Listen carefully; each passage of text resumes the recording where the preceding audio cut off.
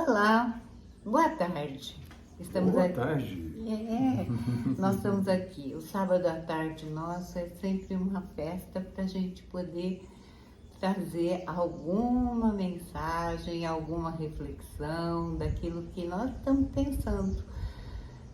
E hoje eu estou pensando em como é que se formam as nossas opiniões. Houve um momento, assim, lá na minha juventude, que eu descobri que muitas das coisas que eu pensava eram coisas que eu havia aprendido e não havia questionado. E aí eu comecei a questionar de onde vinham aquelas certezas. Como que eu sabia se aquilo era real ou era apenas uma forma de expressão do que as pessoas acreditavam? Isso me levou cada vez mais a questionar, a buscar uma informação, uma reflexão, um parar para pensar. De onde vêm as nossas certezas? O que você acha, amor? Olha, todas as certezas vêm das incertezas.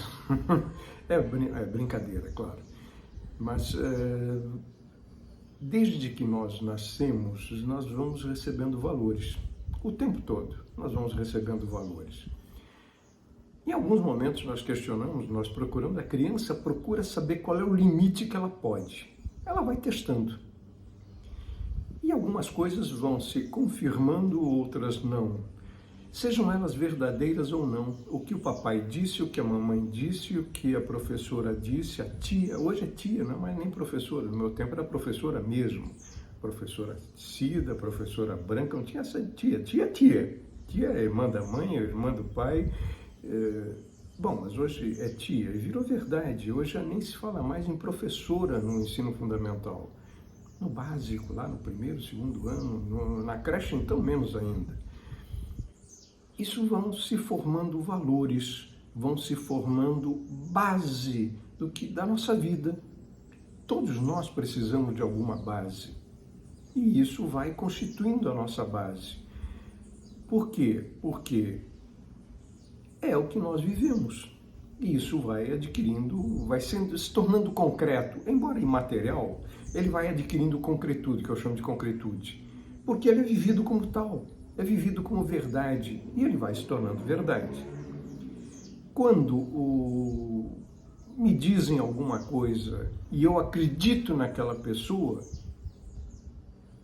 isso vai se tornando uma verdade. Até que me seja jogado, de alguma forma me seja jogado na cara que aquela pessoa não tem exatamente uma sustentação nos fatos, nas verdades. É uma outra verdade. Mas é importante que a gente entenda que, seja com base nos fatos, seja com base no mundo real, material, na conjugação das coisas reais ou não, elas se tornam verdades. E são vividas como verdades. E aí, o que é verdade e o que não é verdade? Fica sempre a pergunta. A verdade é aquilo que a gente tem como verdade. Só que nem sempre ela tem base no mundo concreto, tem base nas relações que se estabelecem entre as pessoas e as coisas. E principalmente quando a gente deixa de ver a outra pessoa. E pior, de ouvir a outra pessoa. Se ela não existe, eu não vou ouvir. Também não vou falar nada para ela. Eu falo um monte de coisa, ela tem que aceitar e ponto. Bom, isso acho que ajuda a gente a entender por que existem tantos grupos com verdades tão distintas, não é? A gente percebe que causa assim, um espanto nas pessoas que pensam ou vivem de forma diferente da nossa e acham que nós somos os errados, eles são os certos. Ou, de certa forma, nós achamos que eles estão errados, nós que estamos certos. Quem não reza pela minha cartilha Não. Está errado. Tá Que a errado. minha cartilha é a verdade. Então, todo o resto está errado. E se antes a família, a escola, a igreja ou as igrejas tinham um papel fundamental na formação das opiniões, das crenças, dos valores, hoje o que a gente presencia é a influência muito, muito intensa e muito rápida das mídias sociais, de tudo que vem como verdade pela internet. E as pessoas acabam acreditando em coisas, às vezes, que não correspondem àquilo que, de fato, os dados, a concretude, como o Moura falou, apresentam. Acho que vale a pena se perguntar: aquilo que eu estou defendendo como verdade tem correspondência no mundo concreto? De onde eu tiro essas ideias? Quem formou a minha cabeça? Quem fez a minha cabeça, além da cabeleireira? No meu caso, nem o cabeleireiro, nem o barbeiro. Sou eu mesmo que corto o cabelo. Ou não corto, melhor. Então, quando a gente pensa em questionar, há um certo desconforto. É tão mais fácil continuar seguindo a mesma trilha. Os neurocientistas dizem que há umas avenidas que se formam no caminho dos neurônios no nosso cérebro, que a gente tende a permanecer naquilo que já é conhecido, naquilo que nós acostumamos. Uma mudança, qualquer que seja, mudança física, mudança da forma de pensar, exige sim um trabalho muito grande. Sair daquilo que a gente está acostumado a pensar, a viver, a sentir, e passar para algo diferente, novo, buscar novas formas de pensar, de viver, de sentir, é trabalhoso. Encontramos muitas resistências, tanto do ponto de vista individual, como também social. Há muitos séculos já, bastantes séculos, não são minutos nem horas, são séculos, se descobriu que a Terra tem uma conformação. Isso é da ciência. Mas há pessoas que ainda acreditam como se acreditava na antiguidade pré-grega, então antes de Sócrates, de Platão e dos outros, que a Terra era plana e que o mar terminava numa borda e acabava o mundo. Bom, isso já, as grandes navegações e muita gente já demonstrou que não é verdadeiro. Não é factualmente verdadeiro. Mas há pessoas que ainda acreditam.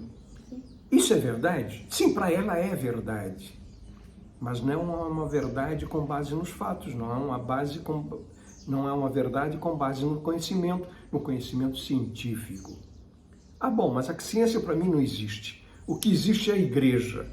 Ótimo. Qual igreja? Ela diz o quê? Ela propõe o quê? Se eu sou cristão, eu acredito em Cristo como um grande Messias e como Filho de Deus. Isso para os cristãos. Nós vamos encontrar uma corrente no judaísmo, uma corrente que acredita no Cristo como um grande profeta, mas não na divindade do Cristo. Então, eles permanecem judeus, são messiânicos, acreditam na vinda acreditam e esperam a vinda do Messias, mas Cristo foi um grande Profeta. Profeta. E como profeta, ele trouxe verdades. E esta corrente judaica lê o Novo Testamento. Faz parte da sua leitura e da construção de mundo o Novo Testamento. Mas há cristãos que referenciam Israel e o judaísmo. Ora, ele é cristão ou é judeu? Ele acredita no judaísmo ou acredita no cristianismo? No Cristo? Ele tem que definir. Então, a verdade em que ele se diz cristão, aí já não é verdade, porque para ele é verdade ser cristão e defender o judaísmo. Judaísmo é uma coisa, Estado de Israel é outra, povo judeu é outra, porque há judeus cristãos. Há diferentes correntes do judaísmo. Então, qual é a verdade? É pensar. Coerência no seu pensar. Aquilo que acredita tem base em quê? Eu acredito realmente? Então tem que ser coerente com o que eu acredito. Ou não. E aí vira bagunça. Vira bagunça no pensar, vira bagunça no que é verdade. E fica sujeito à manipulação. Escapar das manipulações, eu acho que é o grande desafio.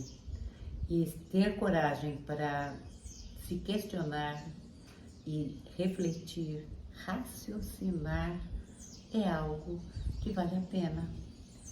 Eu espero que vocês consigam um pouco parar para fazer isso. Tá? Essa ideia é provocar para pensar. Pensar nos seus próprios valores. Até outra semana. Bye!